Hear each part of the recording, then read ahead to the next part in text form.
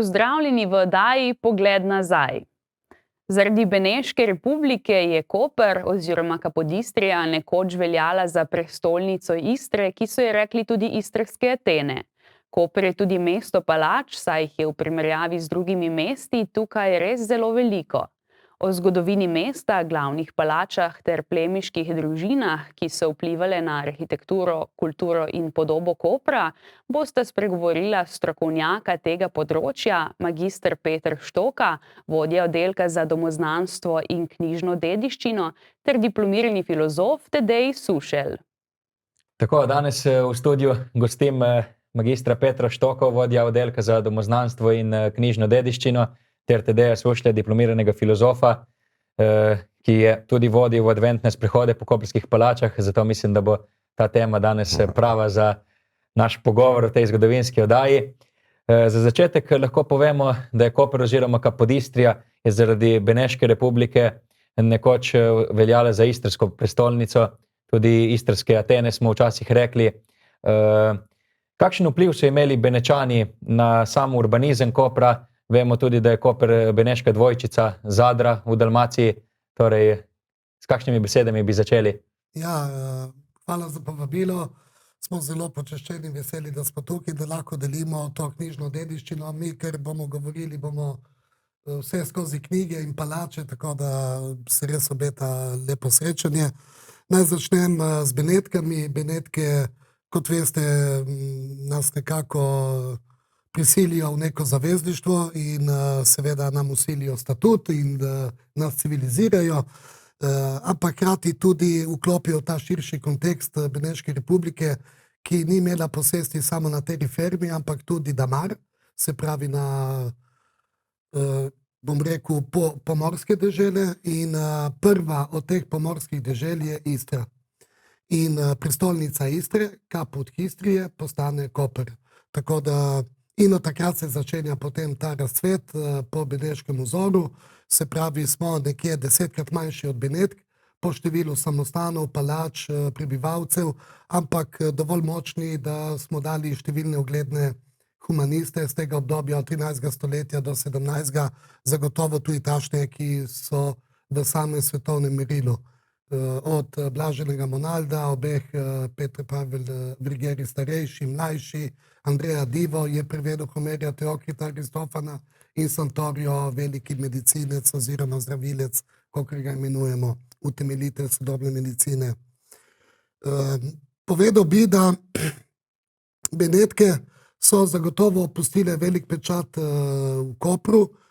To lahko vidimo, je res poleg vseh teh treh perel, ki jih imamo na naši obali, ampak Koper res, že ko gremo na Titov trg, Piazza del Duomo nekdanja, vidimo, se pravi, osrednjo pretorsko palačo, sedež oblasti, komune, vidimo lođo, se pravi, ki ni samo politično središče, ampak družbenega življenja. Imamo cirku, prelepo pročelje, skratka vse te in seveda armerijo, foresterijo, današnjo univerzo, sedež univerze, vse to imamo na tem trgu, ki dolguje izgled v bistvu 15. stoletju. Tako da seveda bilo bi zanimivo pregledati vse te krajopise in kako opisujejo naše mesto, ampak naj omenim zgolj Giovan Battista Giustinianija. To je bil sindik Dalmacije in Albanije, bom rekel kot nekak guverner, in je želel priti v Justinovo mesto, v Justinopolis, tedanji Koper, kot Benečan, kajti cesar Justin ga je postavil in utemeljil kot mesto, postavil škofa, ki je tudi vladar, in zapiše, da zelo zanimiv podatek, ker pol se bomo navezovali na družine, da so poleg Justinijanov, da so prispeli v Koper zelo ugledne družine, in to so Verzi, Tarsija, Sabini, Gavarda, ne nazadnje tukaj gostujemo v palači Tota iz Gavardo, tako da to so vse družine, ki so izpričane od 6. stoletja naprej, in ta Justinopolis postane Kapodistrija, Koper. Tako je, ja. Plemiške družine so zelo vplivali na samo arhitekturo in na kulturo Kopra. Za začetek lahko povemo, da so imele plemiške družine tudi svoj grb. Kako so ga določile, zakaj so ga sploh imele in kako so vplivali na kulturo, arhitekturo Kopra v začetku? Kaj se lahko navezam še malo na prejšnje vprašanje? Tako, najprej plemiške družine, arhitektura, kultura Kopra, kako so vplivali ter... Vplivali so z tega vidika, da pač Koper so bile, bom rekel, finančno, kulturno središče, takratne Istre in logično, da dejansko so se tukaj naseljevali pomembni ljudje, ker tukaj, bom rekel, so bile tudi vse te ustanove, ki so skrbele za to, ne. Ko bi rekel, veliki svet, ki so imeli svoj sedež v Petrski palači, podestat, kapitano, to je bilo vse tukaj. Tukaj se je pač odločalo o usodi Kopra vseh vidikov, z finančnih, demografskih, ampak tudi kulturno-političnih in tudi glede tega, kaj se bo gradilo, kje se bo gradilo in tako dalje. Tako da ja, kot je rekel kolega, Koper je z razlogom imel ime Caput Histrae, zato ker je pač bilo glavno mesto Istre, glavno pravno mesto Istre.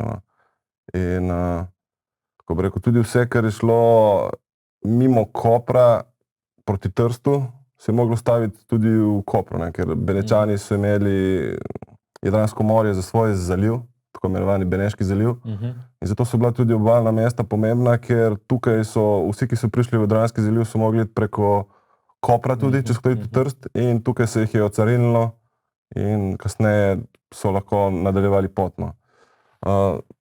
Torej, ja, heraldika je pač dobesedno znanost, zakaj in kdo zbere kakšen, bom rekel, simbol, je pač vse odvisno od neke njihove, bom rekel, zgodovine, filozofije, ki so imeli v tistih časih. Recimo, če gremo samo na družino Bruti, ki je današnja knjižica, palači Bruti, imamo Feniksa, ne. Zdaj, kaj naj bi ta Feniks pomenil? Vemo, da iz mitologije pomeni, da to je tisto mitološko bitje, ne, ki dejansko iz pepela ostane ponovno. Ena interpretacija, zakaj ima Feniksa, je ta, da pač, ker so trikrat goreli, družina Bruti, ampak še vedno so nekako vztrajani, živeli naprej, ne, in so bili pomemben del, bom rekel, takratne Beneške republike, so goreli v 3 mestih, v takratni Beneški Albaniji, ampak še vedno živijo, zato so dali pač Feniksa, ne. In je pa res, da določena heraldika, bom rekel, nam je jasna, je prišla, bom rekel, do nas razlaga določena, pa ne vemo, kaj dejansko pomeni. Ali pa recimo, če gremo da Ponte, recimo podestat, ki je zgradil koperski vodnjak na Mudi, 1660. Da Ponte, heraldika most, Beneški most, ne. Ene so bolj jasne, ene so pa bolj, bom rekel, filozofske, tako da. Vsak po svoje lahko razlaga, ne. Zdaj, če se malce obrnemo k palačam, zakaj jih je bilo toliko ravno pri nas v primerjavi z ostalimi mesti v Istri? Ja, kot smo že prej rekli, Koper je središče upravno, gospodarsko, kulturno središče Istre in seveda je to mesto plemičev.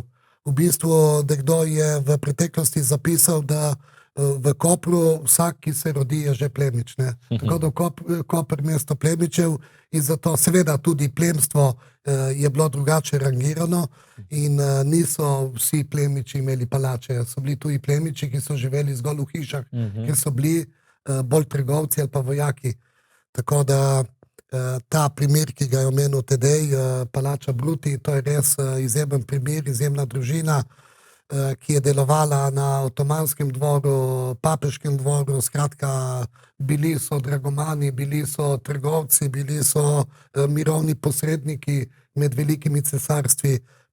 Naprimer, Bartolomej Bruti 1590 prepreči vojno s Poljsko in zato ga nagradijo, postane poljski plemič in si lahko v ščit vgravira poljskega orla, ki je bele barve, zlato krono.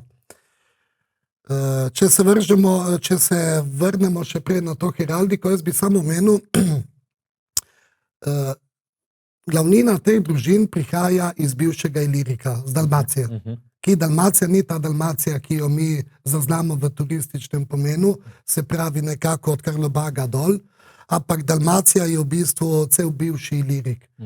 S Panonijo vred in se pravi tudi Bosna, Črna Gora, Albanija in današnja Dalmacija. In te najstarejše družine vse imajo v sebi polmesec in zvezdo. To je rimski simbol Ilirika. Tako da so te družine preko svojega grba izkazovali svojo pripadnost. To je bila osebna izkaznica. To je prvi element heraldike. Drugi pa je, da družina govori skozi svoja dejanja. Naprimer, grofje Borizi, ki so imeli konteo, se pravi baronijo pri Poreču, imajo dva medveda. Medved kot simbol, kot oblast in cipreso. Bili so tudi tle v Kopru, v Cereju, Vilandor, recimo v Ankaranu. Skratka, tudi če včasih nimamo dokumentacije o določeni palači, na Portonu, na portalu vedno je ugraviran ta grb in zagotovo nekaj več pove. Značilen element je tudi recimo lev. Lev ni samo kralj živalskega sveta, lev je tudi simbol Albanije, Beneške Albanije in zato tudi recimo družina, plemiška družina Albanije, Albaneze imajo leva. Tako da skozi te zgodbe pol tudi drugače zaznaš zgodovino Kopra. Tukaj smo večkrat imeli ta predsodek, da gre za italijanske družine. V bistvu ne gre za italijanske družine. To je lingua franca in družine so prihajale v bistvu iz tega balkanskega zaledja, ki je pripadalo Benetkam in tudi te družine so imele možnost zrasti na družbeni lestvici in se pokazati navzven s pročelji fasad teh palač. Preden se lotimo vsake palače oziroma teh glavnih palač tukaj v Kopru, mi samo povejte še, kako so se funkcije palač recimo spreminjale skozi čas, kje ste vse te vire nabrali o življenju v koprskih palačah, kje se da to dobiti? Ja, najbolj zanimivo je, ko beremo vsi te ljudje, ki so živeli v teh palačah, poleg tega, da so bili dejavni v političnem in družabnem življenju, se je vedno našel kakšen član, ki je tudi pisal. Ponovadi to ni bilo tako cenjeno, kakor če si dragoman, vojskovodja, podestat, ampak se je vedno nekdo našel, ki je kaj pisal ali pa ki je postal škof in je mogel tudi nekaj zapisati. In v naši knjižnici imamo ta oddelek za domoznanstvo in knjižno dediščino. To ni nekaj, da se hočemo hvaliti, ampak Koper kot mesto, ne samo palač, ampak tudi samostanov. Vsak samostan je mogel imeti po defaultu knjižnico in ta knjižnica, kljub temu, da skozi zgodovino se je menjala lastnike, ker so prišli Francozi, pa še prej Benečani so ukinjali redove, ne nazadnje tudi leta 1954, še zadnja dva, frančiškane in kapucine, ampak blago se ni nikoli izgubilo in je prišlo pod okrilje knjižnice, katerega zdaj varujemo, raziskujemo in promoviramo. To je v bistvu naša glavna vloga in seveda, da pa lahko kaj razbereš, moraš tudi dosti brati in se zahvaljujem sodelavcu, da je berljiv in da rad bere in da skupaj nekako to zgodbo peljemo naprej.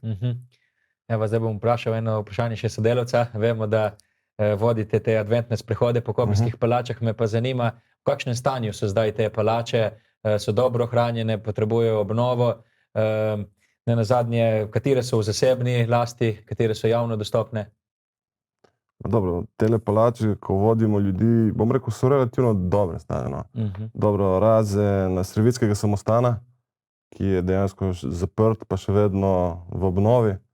Drugo mislim, da je kar lepo, lahko ljudje vidijo zadevo, pa razumejo, se jim razloži malo zgodovino, kot je rekel on, pa heraldiko, pa arhitekturo. Ja, večinoma so bomo rekli, nekateri so v zasebni lasti, nekateri so v javni, recimo Palača Bruti je knjižnica, kot si vemo, Tako je muzej, nekatere pa so še vedno v zasebni lasti. Morda pri teh bi se lahko kaj več naredilo, se bi malo, recimo, že tale palača, v kateri ste vi, Toto ex Gavardo, ne, po mojem bi se lahko bolj uredilo, bolj, bom rekel, uporabljalo v kakšne kulturne namene, ne, ker zdaj pač takšna rdeča fasada, ne vem, nekako ne spominja na veličino in zgodovino, ki je bila v tej palači, no. Na veličino te palače spominjate samo še tisti anagram, ki ga imate na fasadi, ki nekako vabi prijatelje, da se jim pridružijo na Olimpu, ne. Ampak ne z mečem, ampak s knjigo, ne. To je ta anagram, ki ga imate gor. Poleg tega imate na tej palači tudi, bom rekel, najlepšega beneškega leva daleč naokrog, ki je bil na Levem gradu, edinem dostopu po kopnem do Kopra, preko mostu. In naravno družina Gavardo si je pridobila tega leva po tem, ko so porušili 1820 grad in leta 1924 so ga ugradili tukaj kot spomin na, bom rekel, beneško veličino, no. Se pravi, določene morda bi mogli jih, bom rekel, še kaj narediti, da bi pač cvetele in se izkazali vse svoje velikosti, ker vsaka ima, bom rekel, zanimivo in bogato zgodovino. Tako, če se preselimo zdaj malce na Titov trg, veličasten trg, vsem dobro znan tukaj v Sloveniji, tudi v Kopru. Kako se je spremenila njegova vloga skozi stoletja? Kaj vse najdemo na njemu in pa kakšne so recimo kakšne zanimive zgodbe oziroma legende v povezavi z njim? Ja, Titov trg je zagotovo srčika mesta, Platea Communis, kot pove že ime, skupno ali pa komunsko mesto. In sicer trg v tehničnem pomenu je zgolj tisto, kar je omejeno v tistem belem obrobu. Vse do zgradb je v upravljanju teh zgradb, ne, recimo lođa lahko ima mize do tiste črte, ja, cirku, pa imamo pretorsko palačo, pa armerijo, floristerijo, sedež današnje univerze. Zanimivo je, da skladno s Koprskim statutom, to je edini trg, kjer noben zasebni lastnik ni smel imeti, se pravi, noben zasebnež ni smel imeti zasebne lastnine. In en primer zanimiv je ravno vezan na koprskega župana, Giovanni Paolo Bratti. Ta je bil v času 1565, to je zelo burno leto, kajti takrat koprski škof, mislim, da je pred smrtjo ali umirama, v glavnem pridejo novi prelati za njim, škofje, in da nekako poskušajo zatreti to protestantsko herezijo in je dosti bolj ta liberalizem, ta beneška svoboda je malo bolj kontrolirana, ampak ne glede v tem času ta župan pripravi škofa prelata Stelo, da se odreče koprski škofiji, ki je na tem delu, ki se je razprostirala skozi oba trga, Brolo in do Titovega trga, da se je odrekel tej podrtiji, ker ni imel budžeta, da bi to obnovil, rekoč, da bi Koprčani imeli pogled na Šmarje, na Monte, na hrib in da bi trg, da bi odprl, ker pa niti ni logično, ker je pretorska palača, ki zakriva ta del. Ampak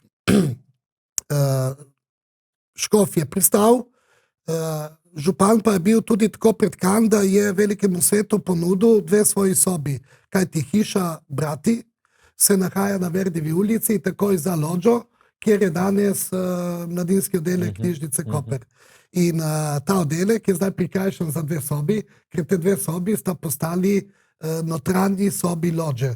In tako je on v zameno za te 2 sobi in ker je nagovoril škofa Stelo, si zgradil tam palačo, ampak kot zasebnik ni smel vstopati v palačo čez Titov trg, ker bi kršil statut, ampak je mogel, kjer je danes mala lođa, se pravi, kjer je slaščičarna Dehar, tam noter je lepo šel in dejansko se je vodil pod Čevljarsko ulico. Ampak je pa edini, ki je tam, no, tako da to je res zanimiva zgodba. In še bolj zanimiva je to, zdaj, ko smo v teh toponomastičnih poskusih, hišo so sicer označili po zadnjem lastniku, Gallo, Sav, ampak v bistvu na pročelju je še vedno ta lenta, se reče, ker so bili vojskovodje, ta škarnica te družine brati, ki so pa tudi pol kasneje, recimo od njih je Zambratija, ko greste v Istro, kjer se kopate, to so imeli oni, pa tudi so eni prvih, ki potem, ko smo se odrekli Judom, ko so nam posojali denar, ker so bili oderuški, to bo mogoče kolega kaj ve znal povedati, so ustanovili Monte di Pietà in vodil je prav eden od bratijev. To je bilo pa na Titovem trgu, kjer je danes univerza. Tako da bogata zgodovina.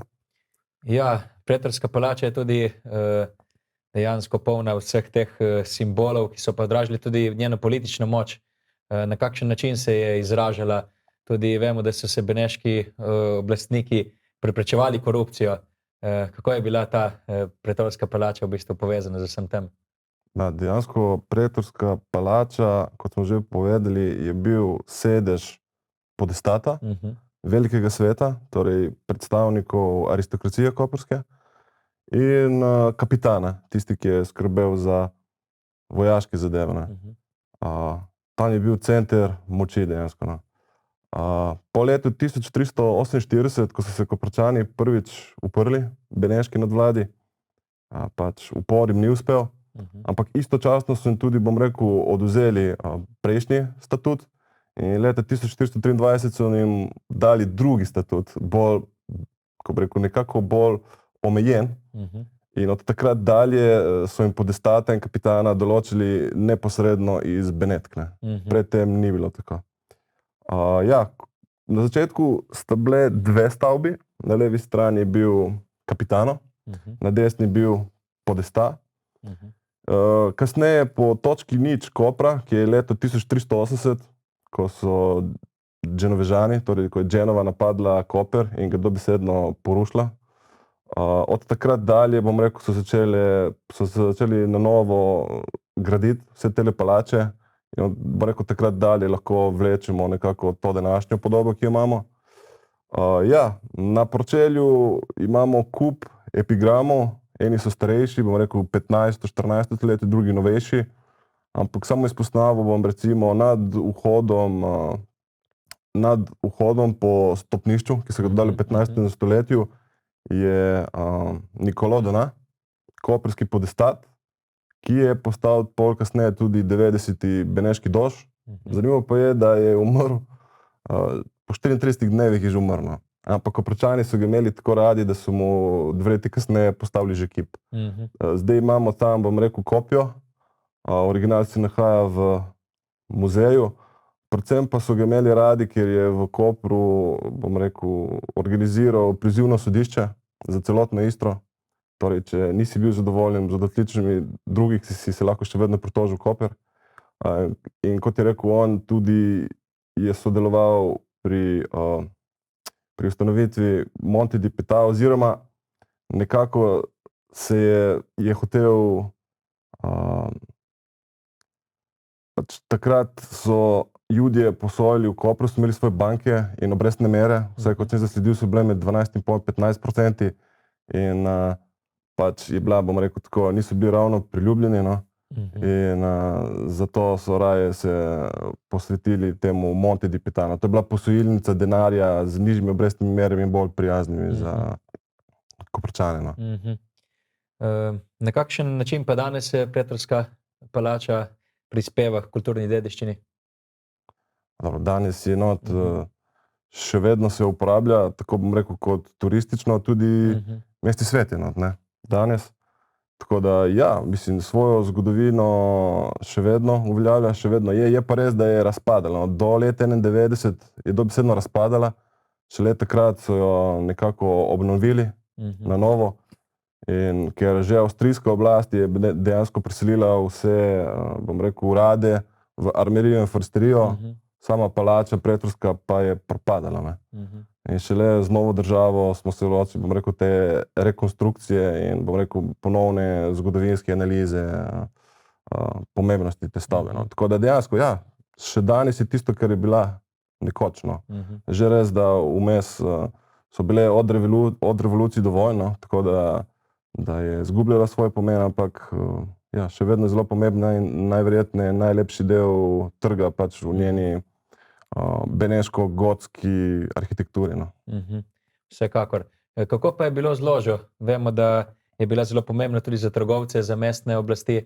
Kako se je njena funkcija spremenila skozi čas? Ja, Koper je dobil na tem območju Dalmacije sigurno eno prvih loč, to je že 13. stoletje, mislim, da je 1269, naj bi bila letnica tudi vgravirana v te stebriče, ki so še vedno v tej mala loča, Slaščarna Dehar, da jih povalim. Skratka, ampak seveda, bila je mičkana in postala je tudi neugledna, bila je na poti.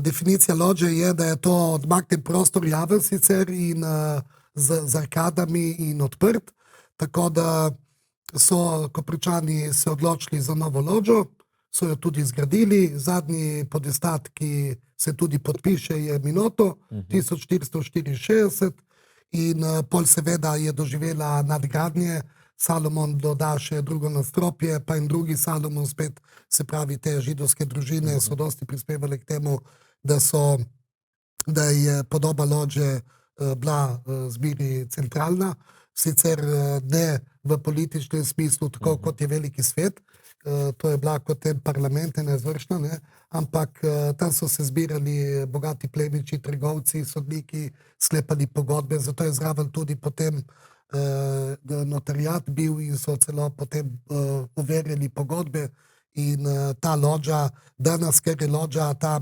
mestna kavarna, je nekaj ohranjena od tega, v smislu, da je bolj izpostavljena družabna funkcija, ampak še vedno tam ne grejo na kavo pomembni ljudje, ne zraven je ne nazadnje sedež mestne občine pa univerze in pol tudi tam zveš nekaj več in je en center kulture, bom rekel.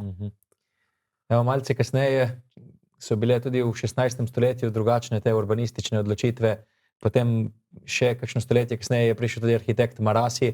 Kako je on vplival na koprsko kulturo, dediščino oziroma na vse skupaj? Mislim, Giorgio Massari je bil eden izmed najbolj znanih in prestižnih, bom rekel, beneških arhitektov, ne? In glede na to, da v Kopru imamo kar nekaj stavb, ki nosijo njegov žig, in pečat pomeni, da Koper z tega vidika je bil kar bogat, bom rekel, če so se ga lahko privoščili. Že prva stavba je recimo Palazzo Bruti. Palazzo Bruti, bom rekel, baročna stavba, ampak bom rekel, fasada pročelje je klasicistično.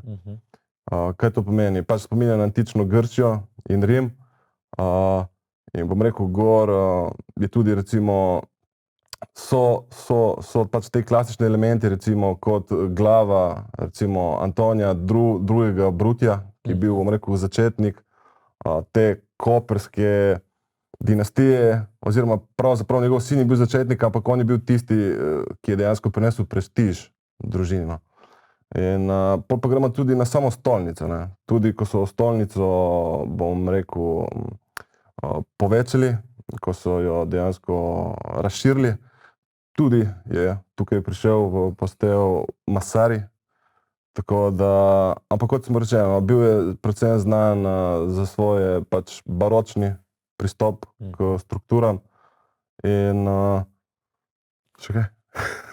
Ja, mogoče to, da je vpeljal značilno to, o čemer govorimo o beneških palačah.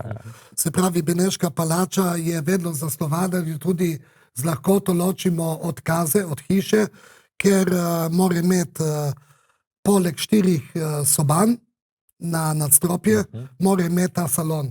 To danes je lepo razvidno v muzeju, je še vedno ohranjen ta salon.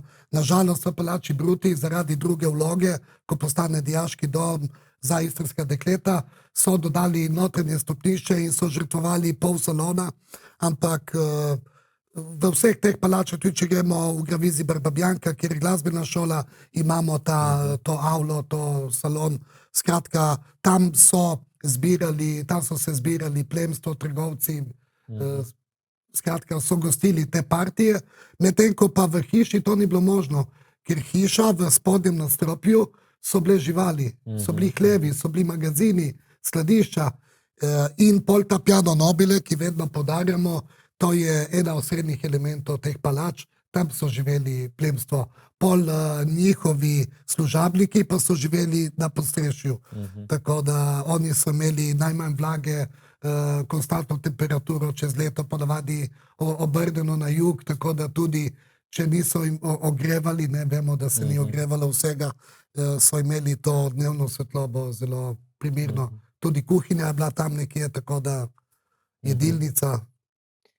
Ja, ko smo že govorili o palači Bruti, nekaj smo že povedali tudi o grbu, tudi o teh portretih, ki so. Zdi se, da je družina Bruti kar zaznamovala Koper. Kako je vplivala na naše mesto? Se pravi, družina Bruti izhaja iz, bom rekel, današnje Albanije, no? Pravzaprav iz mesta Drač. Ampak obale današnje Črne Gore in severa Albanije so bili dejansko pod Benečani, pod Beneško republiko od 14. stoletja pa do 1797. Ne? Bom rekel, to območje so imenovali Beneška Albanija. To so mesta kot so Kotor, Ulcin, Bar, Drač. To je bilo vse pod Benečani. No? Zgodba z družino Bruti se začne že leta 1361, ne? Ko je Marko Bruti priznal, bom rekel, beneško nadmoč oziroma pomoč v končni fazi, ker se je pač bal pritiska Turkov iz vzhoda pred Amuratom I. No? Ampak pol Turki seveda so nadaljevali s svojimi pohodi in s pritiskanjem z vzhoda, tako da ko je padel Drač, 1501 se je družina preselila v Ulcin in dejansko 1571 tudi Ulcin je padel pod Turki. No? Ampak tukaj bi mogel izpostaviti, bom rekel, začetnika, bom rekel, te koprske dinastije, Andreja II. Bruti. Zakaj je bil pomemben? Bil je pomemben, ker je bil dejansko za Benečane neka povezava med vzhodom in zahodom, med Turki in med Benečani, ker je bil iz tistega prostora. No. Celo je pomagal pri nabavi žita, ker Benetke dejansko niso proizvali dovolj žita, da bi prehranili, bom rekel, celo mesto, pa vse, kar je bilo vsemu teritoriju, ki so ga obvladali. Pol je pomagal tudi, ko so pirati, recimo islamski, ugrabili, tudi večkrat posredoval, zato so mu Benečani podelili naziv viteza svetega Marka in dejansko on je ta začetnik. No. Ampak kot rečeno, 1571 pade Ulcin in v Koper se preseli pri 29 letih Giacobbe Bruti, torej njegov sin. In on je v Kopru dejansko v roku 4 let že postal del velikega sveta, je postal že plemič in bil je dobesedno vse. Bil je od sindaka, torej sodnika, vodil je fonteko, torej žito. Je bil pa tudi tretjo bom rekel, pomembnejšo funkcijo, bil je kapitano dei Schiavoni, no? Kapitan Slovanov. Ne? Zakaj? Ker celotno, bom rekel, koprsko in istrsko zaledje so bili Slovani. Ne? In nekdo je mogel, bom rekel, z njimi sodelovati, jih braniti. Funkcija kapitana Slovanov pa je bila, bom rekel, kar široka. No? Dejansko pobiral je davke v teh slovanskih vaseh, opravljal je popis prebivalstva, skrbel za javni red in mir. In v času vojne, oziroma tudi miru, pa so dejansko organizirali, bom rekel, vojaške formacije v teh slovanskih vaseh, ki so pravili Černide. In z tega vidika bi lahko rekel, da to je bila v Kopru tretja najbolj vplivna funkcija. No. Celo pravijo, da naj bi Giacobbe Bruti govoril tudi srbo-hrvaško, oziroma se je lahko komuniciral z njimi. Bom rekel, on je pač začetnik te dinastije Bruti v samem Kopru. No. Njegovi sinovi so večino postali dragomani, torej prevajalci, posredniki med vzhodom in zahodom, in to je bilo takrat, bom rekel, služba, ki so si vsi želeli v končni fazi, ker je bila najbolj prestižna. V palači Bruti je zdaj knjižnica, v današnje glasbene šole pa je dejansko palača Gravisi Barbabianca. Kako je bila ta palača povezana že z izobraževanjem, z glasbo že od samega začetka, če je bila, in pa na kakšen način sploh, oziroma kako postane potem ta palača recimo ena izobraževalna ustanova, kot ste recimo zdaj knjižnica in glasbena šola? To je zelo lepo vprašanje, kajti Nažalost, Koper, za razliko prej že omenjenega Zadra, ni bil sedež vojaške uprave, nismo imeli velikih kasarn, iz katerih bi lahko nastale pol tudi tam knjižnice in druge javne ustanove. Koper je imel samo samostane in palače. In še dan danes je tako, če odmislimo Tomoso blok in ker je pol nastalo od mesta, ampak drugo je vse v teh palačah. Tako da palača Bruti je knjižnica, palača Gravisi Barba Bianca glasbena šola, palača Belgramoni tako pokrajinski muzej, zdaj palača Debeli bo sedež inštitutov znanstveno-raziskovalnega središča ZRS Koper. In kot smo imeli že prej, ki ni palača, je v bistvu samostan servitov, bo postala, če razumem, je pod okriljem univerze. Tako da v bistvu vse palače smo rešili, so nekako v funkciji. Naj omenim še palačo Karli, kjer je sedež Can Costiera, se pravi sedež Samoupravne unije Italijanov, in palača Gravisi Buturaj, kjer je sedež Comunità degli Italiani Sartorio Sartorio. Ker se tiče Gravisijev, Gravisi so šele s časoma, z leti, stoletji so se civilizirali. Gravizije zelo so doživeli številne monografije o Gravizijih, ampak Graviziji so bili vojskovodje, oni so bili plačalci in oni so prišli do naziva plemiškega z vojsko. Oni so bili tudi ena zadnjih koprskih družin, ki je še izvajala krvno osveto, se pravi krvno maščevanje. Imamo primer Leandra Gravizija, 1683, je v bistvu poplačal prelito kri svojega strica, ki je bil podestat Debeli, in ta je pa še prej bil taka, tako da skratka je cela zgodba, ne glede na to, da smo imeli statut, zakonodajo in je beneška država to priganjala, so ljudje ohranjali svojo čast. In ta čast in slava je tudi v reku škofa Brutija, ki so z teh balkanskih dežel, in ta občutek časti je zelo močen pri teh družinah. Seveda Leandro zagreši umor, ki pa v očeh krvne osvete ni umor, je v bistvu poplačal prelito kri, dolg, in s tem je zadostil sramoto, ki je bila deležna družina, in zbeži v Trst, ker Trst je takrat pripadal v Avstriji, ne vemo, po 1509 je že avstrijsko zemlje in beneške oblasti ga niso mogli tam priganjati, in pol je postal vojskovodja bavarske vojske.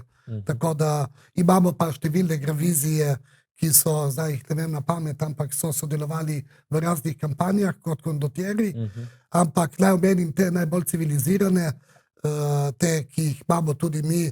Bil je Gian Andrea Gravisi, recimo na začetku 20. stoletja, avtor številnih popisov, toponomastičnih poskusov, tako da zelo pomembna družina zagotovo, ampak še vedno bom rekel ne na tašem rangu, kot so bile te druge, recimo Tarsija, Sabini, Verzi, Bruti, to so prvorazredne. V stari kovinarski šoli je tudi ta palača Sabini Grisoni, tudi pomembna družina Grisoni, ne, včasih vemo, da je potem zaznamovala ta smrt 24-letnega Pompeja v dvoboju s poljskim oficirjem. Kakšno vlogo je imela ta družina? Tudi, ja. Dejansko družina Grisoni je prišla sem iz Benetk, neposredno, ampak vse skupaj, začetek družine Grisoni je že dejansko v 13. stoletju, ampak kasneje so družino dobili pri goljufanju, v Benetkah. Dejansko en njihov prednik je goljufal pri izvolitvi v Beneški veliki svet, ne? In dejansko so bili izgnani, oziroma so zbežali, in pač prišli so v Koper. Koper so zbrali kot svoj drugi dom, in kot rečeno, kaj hitro so postali, bom rekel, pomembni in vplivni. Samo da je izpostavljen enega, recimo Annibale Grisoni, to je bil v Kopru, je bil glavni, oziroma v Istri je bil glavni inkvizitor in je bil zadolžen za celotno Istro in on je bil eden izmed glavnih, ki je tudi preganjal našega koprskega škofa Vergerija mlajšega. Za Koper pa je predvsem, bom rekel, pomemben zadnji, patriarh Francesco Grisoni. Zakaj? Kot prvo, ker nam je zapustil svojo knjižnico, ki jo danes hranimo v osrednji knjižnici Srečka Vilharja. Dejansko Francesco je se odločil, da bo poučeval svojega sina, Raimondo Pompei, Santo Raimondo Grisoni, se odločil, da ga bo pač doma šolal, raje kot ga pošiljal naokoli, ker pač ocenil, da bo tako najboljše. Zato je tudi dejansko kupoval te knjige, ampak zgodba se je končala tragično, da je dejansko Santo umrl že pri 24 letih, let 1833 v Milano. Zgodba pa je nekako sledeča. No, takrat so za pusta je bil običaj, da so se obmetavali s konfeti med kočijami. In zdaj se ne ve, ali on, ali nekdo, ki je bil z njim, je vrgel pač tole pes konfeto, nekoliko premočno zadev damo v obraz. Vse skupaj se je končalo s fizičnim obračunom, ne samo to, ampak z dvobojem.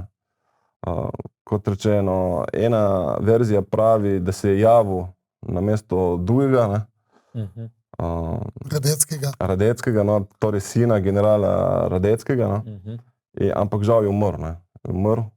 In kaj kmalu je družina Grisoni stala tudi brez edine hčerke, Josefine, tako da dejansko je grof ostal sam, oziroma on in njegova žena Marija Anna Pola Grisoni, in so se dejansko posvetila dobrodelništvu. Ustanovila so prvi vrtec, prvo sirotiščico, predvsem namenjeno otrokom iz Kopra, Pirana in Novigrada. In dejansko tudi tole knjižnico je dejansko v svoji oporoki prepustil enemu drugemu grofu, ampak to je kaj kmalu prišlo v javno rabo oziroma v javno last. Pomembna pa je bila knjižnica zaradi tega, ker je bilo, bom rekel, intelektualno središče Kopra za celih 100 ali pa celo 150 let. Takrat knjige in knjižnice niso bile ravno dostopne, še najmanj pa knjižnice, bom rekel, grofov. In je bil edini kraj, kjer so se lahko Koprčani dejansko kaj naučili, preštudirali, prebrali. Je pa tale sirotišnica dejansko delovala, Institut Pio Grisoni deloval dobesedno do konca druge svetovne vojne. Tako da je pustil tudi kar nekaj denarja. Imel pa je tudi ogromno zemlje v Dalji, to je danes Hrvaški, pa Soline in celo v Italiji.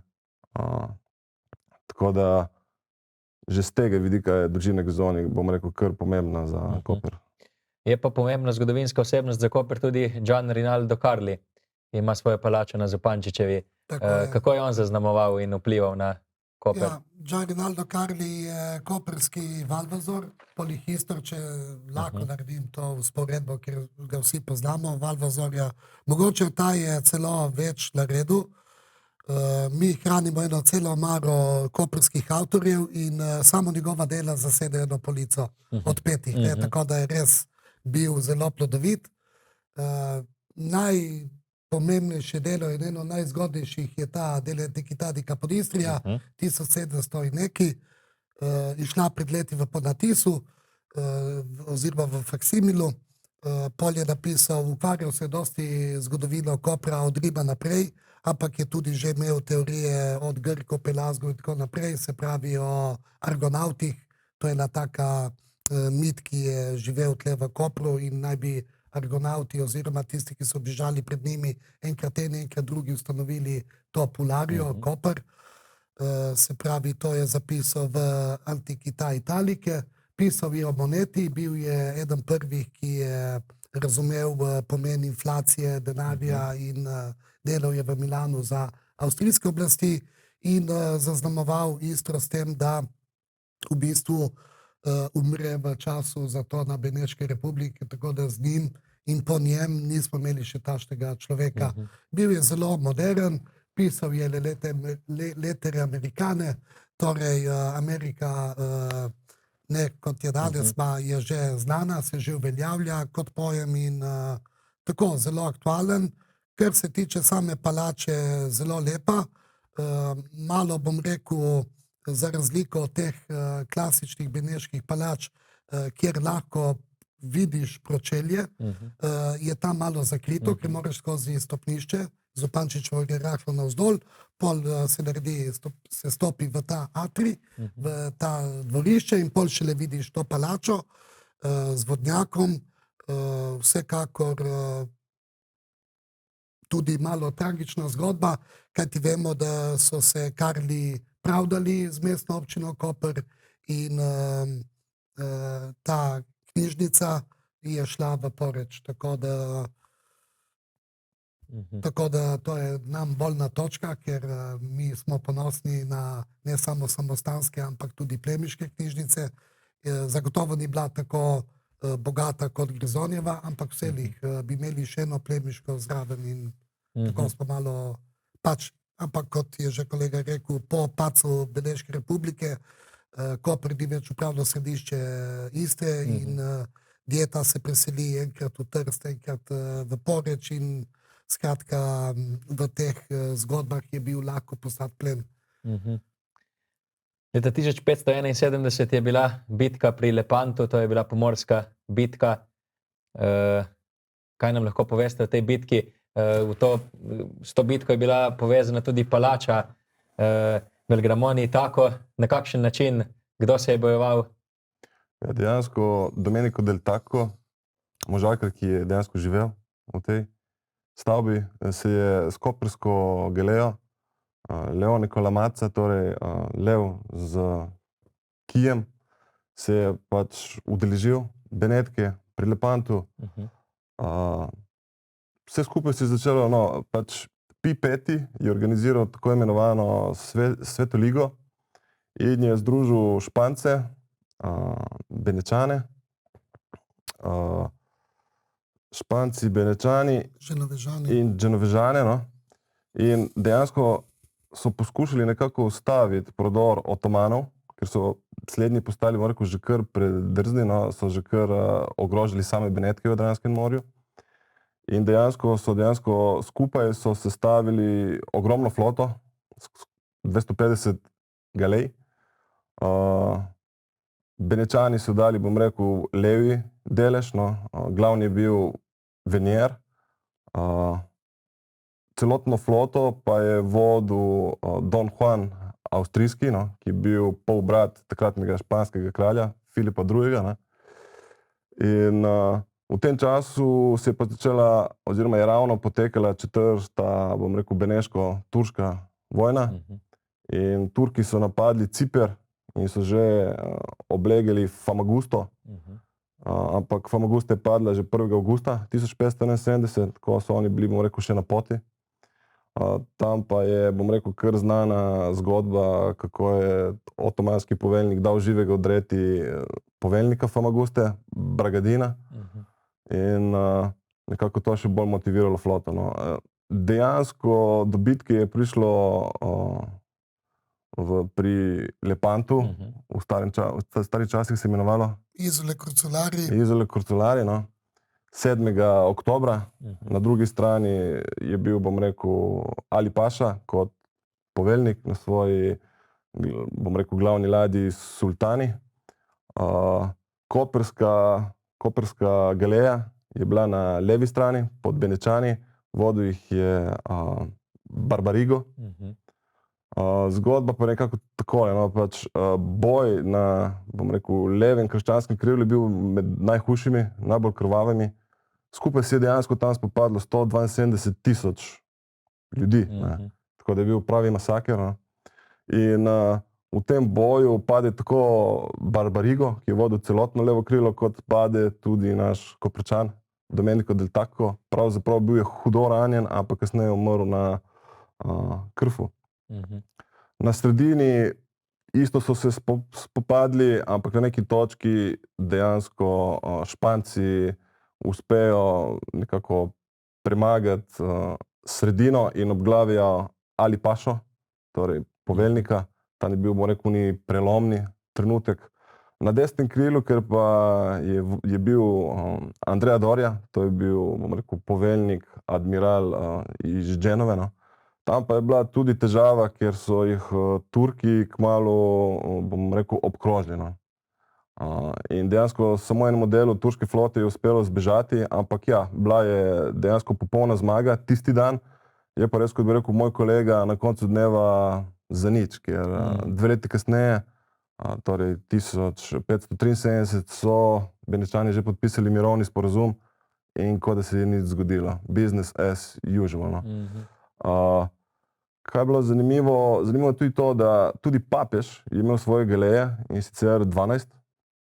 Vodil jih je kolonna, pravzaprav, ja, in na 2 je sam določil, bom rekel, kapitane, in eden izmed teh kapitanov je bil Gasparo Bruni, tudi Koprčan. Mislim, ni bil rojen tukaj, ampak celo življenje je preživel tukaj in tudi njegov sin je napisal epigraf kasneje v koprski statut, no. Bil je tudi član malteških vitezov in tudi naš, bom rekel, začetnik dinastije Bruti, Jakobo Bruti, je tudi bil v bitki pri Lepantu. Tako da dejansko vse, kar je takrat spadalo pod Beneško republiko, vse je bilo tam tisti dan, no. In na spomin na ta dogodek 7. oktobra, ko pač godujemo sveto Justino, ne, so tudi eno leto kasneje, 1572, v Kopru postavili Justinin kip, ki je danes na Krpačevem trgu, ki nas spominja ravno na tole bitko. Gor dobesedno piše postavljen zaradi turške nevarnosti, ne, turkeska. Postavil pa je podesta Justiniani. Bolj pa zanimivo je to, ker dejansko sam kip je Atena, ženska Atena, zgoraj brez, in s kopjo v roki pripravljena na boj, no. Nekako Palada Atena. Nekako boli samo to, no, da kip, ki je star 500 let, ne, dejansko od spodaj so 3 stranice v podstavku, kjer so lepi napisi zakaj, kako, kdaj, ampak zaradi, bom rekel, vremenskih razmer, ampak tudi zaradi tega, ker ni, če mene vprašate, dovolj zaščiteno, ne, gor da bi se lahko lulajo psi, ne. Dejansko se te napisi izgubljajo, ne. Še dobro, da imamo stare knjige, tako da mislim, da bi bilo dobro to zaščititi, no. In ja, no, bitka pri Lepantu je Koper zaznamovala, bom rekel, kar konkretno, no. Bil je prvi trenutek, ko so Benečani oziroma Zahod je nekako prva velika zmaga proti Otomanskemu cesarstvu, no. In papež je bil tako navdušen, celo je trdil, da se mu je v neki viziji se mu pokazala Devica Marija in mu je dejansko povedala, da so zmagali, no. Zato je tisti dan tudi razglasil za rožnovenski praznik. Ja. Prebral sem en podatek, da je ta kipec svete Justine najbrž največkrat premeščen spomenik tukaj v Kopru. Zakaj pa je temu tako? Ja, zato, ker ta prvi je bil za taverno, se pravi na pomolu, in je nekako služil kot osebna izkaznica za vse, ki so prišli v Koper. Po statutu je to mesto kristjanov, katoličanov, in tudi tam, kot je že omenil Tadej, piše, da jaz, Andrea Justiniano, postavljam ta kip in monito adversus Turcas proti Turkom. Skratka, pol so kip premakali noter, se pravi na današnji Krpačev trg, in so ga tudi obrnili. Se pravi, zdaj točno vidimo, prej je gledal proti Lepantu, se pravi, če gremo vzdolž Dalmacije, vemo, kje je to. Danes bi bil to ta ožina proti Korintu, no, da si predstavljamo. In danes pa gleda nekako med Benetkami in Ljubljano, nekam proti Trstu, ne vem. Skratka, bi moglo biti obrnjeno. Je pa zanimivo, ker na drugi stranici se omenja ta Koper kot Paladino mesto na začetku krščanskega sveta in tudi Justiniani, odkoder izide tudi prvi cesar Justin, ustanovitelj mesta, sname dol to meduzo, ki je simbol Kopra še danes, eni razumemo kot meduzo, sonce, ena kombinacija, no, v glavnem. in da dvoglavega orla, ki še vedno je v ščitu, simbol te družine oziroma samega bizantijskega cesarstva. Tako da v bistvu Koper moramo razumeti kot sadež, otrok Bizanca, vzhoda. Bizanc sicer tedanji Rimljani to niso poznali te besede, to so Rimljani, ne. Tako da, ampak ta del. Kako pa je sam Karpačev trg vplival na zgodovino Kopra? Tudi taverna, recimo. Ja, Koper je, kot smo rekli, upravno središče, gospodarsko, politično, ampak tudi monopol soli je izvajal. Se pravi, vso pridobljeno so v Istri je šlo v svet skozi Koper. Tukaj se je skladiščilo v različnih teh skladiščih, to je še vedno hranjeno in danes lepo služi kot za družbene, družabne dogodke. Je pa res, da mislim, že od 13. stoletja naprej smo imeli ta monopol in tudi Koper, bogato solinsko mesto, ampak pol se je začelo zlasti v dobo fašizma in naprej, ko niso več taka dobrina, to je bila ena glavnih, bi rekel, entrat prihodkov v mestno blagajno. Točno je zapisano, koliko soli smo pridelovali, 7000 moč, ena moč je 330 kil, torej 200 neki ton. To je bilo skratko mesto, ki je zraslo na soli, poleg vina. In pol seveda v času fašizma so začeli te soline bonificirati in zato nastane Bonifika in štadion Bonifika na Bonifiki. Tako da zdaj še dobro, da imamo vse to bonificirano. Sicer je mesto izgubilo ta značaj otoka, ker v vseh starih krajepisih piše, da je Justinopolis Koper otoško mestece, ne? Izola dejansko, ampak ni. Ampak če gledamo z dronov, z ptičje perspektive, se točno vidi, da je zgodovinski del mesta, historični, še vedno otoški. Preden zaključimo, še lahko omenimo Verdijevo ulico, tam najdemo palačo Brati, kot ste prej omenili, pa tudi to palačo od Karla Kombija, ter tudi Madonico, ki je vplivala na gospodarstvo tudi. Kako je ta ulica dejansko zaznamovala Koper? Zanimivo je, da zdaj imamo eno lepo razstavo Contrade Kopra, kjer govorimo o Izolskih vratih, San Martino, Zubenaga, ampak prav ta mikrolokacija je Porta Bracciolo. Bracciolo po družini Brati. Brati so prišli z Brača, Bratja po latinsko in se pravi spet z Dalmacije. So se zelo uveljavili v tem mestnem v koprskem med plemiči, no. In dejansko cela ulica je njihova. In torej ne samo ta del, kjer je knjižnica in kjer je upravna enota, pol kasneje pridejo brata Madonice, spet Strogirja, Trav, imajo v simbolu, imajo spet tega orla in odkupijo samostan svetega Nikolaja, benediktinski, ki postane že takrat nekako riviera koprskega plemstva. Vse koprske družine imajo tam neko vilo podeželsko in tam so preživljali poletja. No, ta družina odkupi ta samostan in tudi zgradi to palačo, ki pred drugo svetovno vojno je bila tudi sedež pošte noter, tako da in danes mestna občina Koper, zelo lepo obnovljena, reprezentativna. Na drugi strani imamo palačo Kombi. Kombi se poroči s Katarino Brati, ki je bila ena najbolj vplivnih in izobraženih žena v Kopru in postane preko nje plemič, vstopi 1802 v veliki svet. Avstrijci mu to potrdijo, rodi se sin Francesco in sin od sina je pa Carlo Kombi, doktor Carlo Kombi, ki ima še danes to posvetilo na palači in je nekako znan kot irredentist. Takrat je bil razočaran, da 1860 Koper Istra ni del italijanskega kraljestva in je pisal italijanskim intelektualcem, da naj ne pozabijo na ai fratelli Istriani in tako. Imel pa je slab šalni odnos do Slovanov, Sicer pravi, da smo tukaj že 1400 let, ampak še vedno se nismo civilizirali in da se moramo poitalijančiti. Tako. Ja, prišli smo do konca našega pogovora. Mislim, da ste gledalcem res razjasnili ta zgodovinski del in pomen Kopra, ki vemo, da je bil kar zanimiv in pester.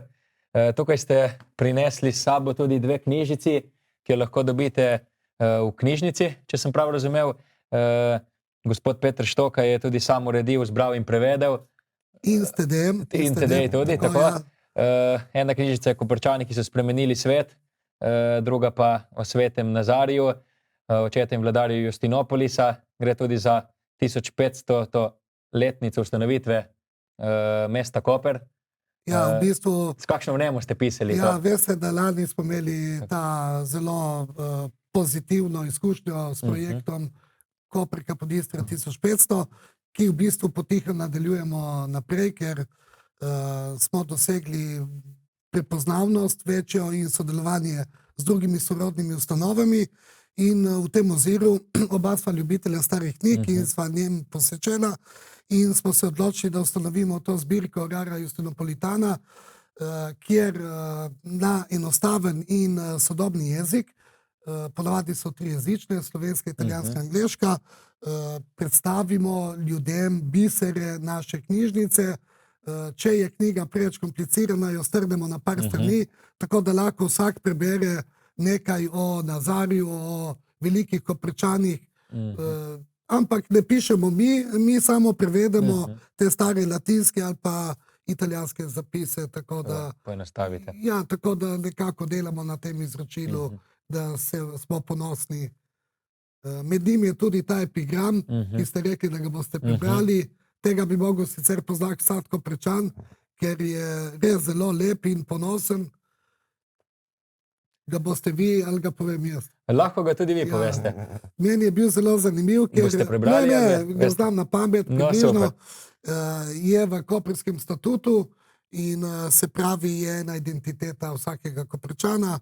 Antonio Bruni, kot je že tedaj povedal, študiral je na prvem jezuitskem kolegiju v Rimu, sin od velikih ljudi, Koprčanov, in ko pride sam v Koper, tudi se včlani v te akademije, ki so bile v Kopru, in da piše ta epigraf, ki se glasi tako: Sum caput Histria, sem Koper, podložnica Beneškega leva, a bila sem že tvoja Justin in od Palade mesto. Po njej mogočna v bitkah in lepa v času mira. Po njemu sem prejela imperij, oblast, ki mi sedaj primanjkuje. Ampak kdorkoli bolj ceni grška ali italska mesta, naj ve, da so tudi mene gradili kralji in bogovi. Tako da v teh 6 vrsticah je zajeta vsa zgodovina in slava Kopra in to bomo vedno bombardirali ljudi. Tako, in bistvo vsega, ne? Tako, najlepše hvala, da sta bila moja gosta in srečno naprej. Hvala.